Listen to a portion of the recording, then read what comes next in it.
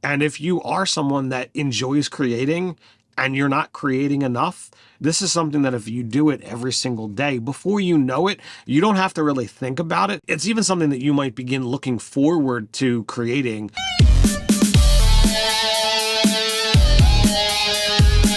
I'm Nerdarchy Ted. And I'm Nerdarchy Dave. Welcome to Nerdarchy, for nerds, by nerds. All right, it's that time again, another video, and this time we're going to talk about an interesting thing, and that's going to be Dungeon23. Yeah, I mean, we're coming into this one $1 short and a day late, but you know, whatever. This video is going to go up after Dungeon23 starts. I shared an article the other day on the Nerdarchy Facebook page by Linda Kadega. Dungeon23 is the perfect low-pressure writing ritual.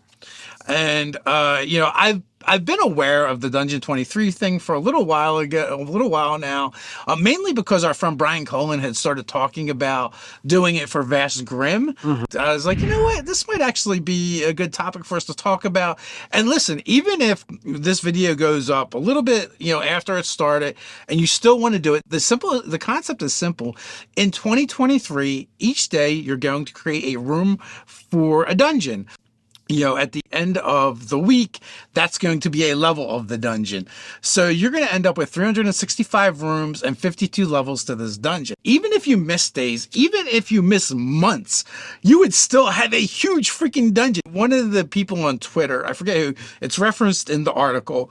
If you read it, you can, you know, go find it. But they're like, even if you miss like 4 months, you would still have a dungeon with like 250, you know, rooms in it. So it would, you know, it's still be a mega dungeon. Yeah, and that's the idea. Is it's supposed to be you create over the course of 2023, you create a mega dungeon. You know, imagine a dungeon that's got 365 rooms. It's not supposed to be, you know, write this whole cloth adventure, you know, incorporating all this.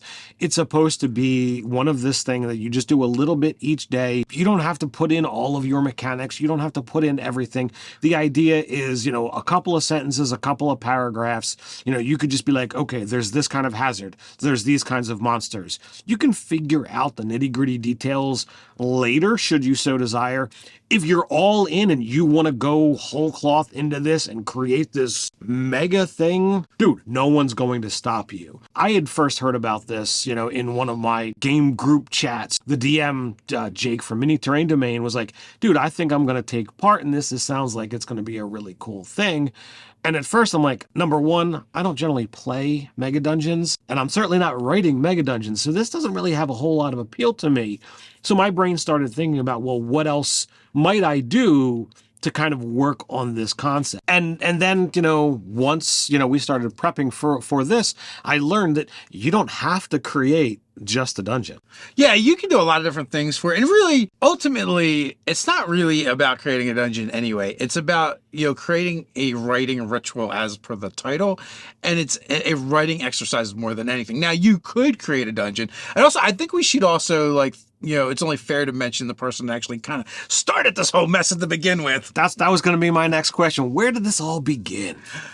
So Sean McCoy of Tuesday Night Games, Night with a K, it was a pretty clever name, I like it, kind of like did like a throwaway tweet on Twitter that started this whole fiasco, this whole mess, if you would, and like, you know, exploded. The OSR grabbed a hold of it, and a lot of like indie TTRPG designers are like, oh, this is a great idea, and it is a very cool idea that Sean started. So with that, you know, what are some of the things that we can do with this? Well, before we get into that, if you like Nerdarchy, these videos, the content we do over on nerdarchy.com, the newsletter, you know, we need your support. So, you know, check out the description. There's going to be some links to all the great ways that you can help Nerdarchy and to keep Nerdarchy moving forward. So first and foremost, if you don't want to make a dungeon, you know, you could be like, all right, well, let's work in another direction. And this was my go-to. What about making a city? Do you have a large location that could really begin, you know, getting blocked out? I know I do. I have one that I started,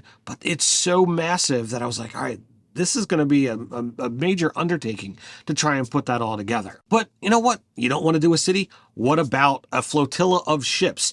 You don't need to make one ship being a whole thing, make one ship be your week. And over the course of the adventure of 2023, each week you make another ship to add into this flotilla, this armada, if you will. You know, you spec out the captain and the crew and all the different locations that could be explored should they adventure on that particular deck. You could do the same thing with a spaceship or space station for that matter. Mm-hmm. But whatever you feel like building out, wherever your inspiration draws you, that's where you can go. I know initially I was talking about like, well, what if I made magic items? Because that's one of the things that I love making. Or what if, beyond magic items, what if I make a series of things that could be added to items, little quirks, little things. So I started running down this laundry list of what might I want to do if I want to create every day of 2023. Yeah, and it's only fair to mention that many of these examples we just mentioned are ripped right from Linda's articles. I mean, we've talked about stuff like this in the past when, defining dungeons, but Linda does a really great job over there. Again, I would recommend that you read that article. We'll link to it in the description. Absolutely. All right, so what happened, since we're talking about this late, this is going to go up after, the turn of the new year. What happens if you miss a day? Well, as I see it, you got one or two ways you can do it. Maybe even three, right? One, you could be like, oh, well, that day didn't get done. Two, you could double up on a day. Or three, you could extend beyond 2023 for however many days you have to do to complete your 365 days. It's all about that daily ritual, that idea of today, I'm going to create something. Get into the mindset. Positive outlook, positive future, a lot of time gets into the mindset of creating habitual, habits, creating that thing that you're doing on a regular basis. And if you are someone that enjoys creating and you're not creating enough, this is something that if you do it every single day, before you know it, you don't have to really think about it. It's even something that you might begin looking forward to creating, where you might have had, slumps or whatnot in the past that it was like, I don't know how to get over this hurdle. Yeah, I mean, the brain's like any other muscle in your body, although it's not technically a muscle. The more you flex it, the more you use it, the stronger it gets and the easier it is to perform those actions with it. So in the end, if you've done this daily, you're going to have more work done, even if you didn't get it done every day, because you set yourself a goal and you've done it to whatever level that you've managed to do. And I know that's something that I'm definitely looking forward to giving this a try. Yeah, I mean, one of the key things is having a target, having a goal, because at least if you have that goal, that target, you can at least try to hit it. But if you don't have a target, you can't hit a target that doesn't exist. Indeed. So you said you're going to try and do this. What are you going to do, Ted? All right, so in my kids' game, we're only a handful of sessions in. We're playing out of a place called Swampgate. It's a heavy artifice city that's built on the edge of a swamp, and I've done a little bit of work. I've divided the circular-esque city into quarters, and each of those quarters into 2 districts. But beyond that, and a little bit of flavor text, I've got like 2 paragraphs on it, and then like 1 location that they've kind of visited, which happens to be my daughter's character's mentor. But I'm like, well, if I build out this city and I work on, all of this stuff, like, all right, I could have 8 months where I dedicate that month to each district and then have 4 months to kind of get into some of the interior of the city, like the center that doesn't happen to focus on any of these 8 districts. I have things that I could do and step outside of the city, and work on organizations and all these things. And by the time I'd be done, I've got this great location that, I already love it because of, how unique it is, but I'll love it that much more because there'll be so much more done. Yeah, and when your player's like, I want to do this, he'll be like, you know what? I've got this right here. And also maybe some of your players end up doing some of the prep for you, like, because they're like, I want to do this. And then you're like jotting notes down your session and you're like, oh, there's one day of work. There's another day of work where you can kind of like flesh out some of those ideas. Absolutely. So what about you? Are you going to take part? Are you considering this? Well, Ted, I suck. So essentially, I started back to a muggle job, and I work in a warehouse. So, I work 4 10s normally. Sometimes I have to do 12s. I don't know if I'm going to do this. I'm very much kicking it around. But, between like working a day job and then coming home and doing nerdarchy stuff at night and still having any kind of other life, like going to the gym or seeing my family, I just don't know if I'll be able to do it or not. But I'm considering it. I do have some ideas. And it did get me thinking, right?